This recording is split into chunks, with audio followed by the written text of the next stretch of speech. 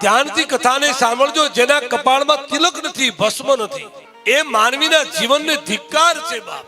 એવા માનવીનું મુખ જોવામાં પાપ લાગે છે. યાદ રાખજો, જેના કપાળમાં ભલે ચંદનનું કંકુનું જે કરતો હોય તિલક કરે, પણ તિલક વગરનો માણસ અપશુકન કરતો દુનિયામાં છે. યાદ રાખજો, આજના માનવીને કપાળમાં તિલક નથી ગમતું.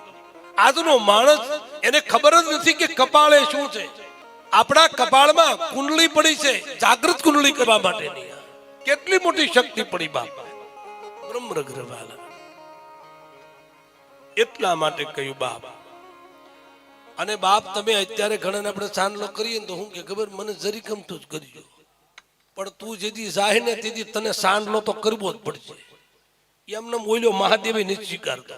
ઈ ના પાડે છે કે આ સાંડલા વગીનો અહીં ક્યાં લાવ્યા. એટલે બાપ એક યાદ રાખજો, ઘરમાંથી બહાર ઘરમાં ચંદન રાખવું. ચંદન નો ફાવે તો કંકુ નો સાંડલો કરવો, પણ ચાંદલા કરવા આમનમ કપાળ નો રાખવા. પછી તમને ગમે એ કરજો, આ અમારો બ્રાહ્મણ નો ધર્મ છે.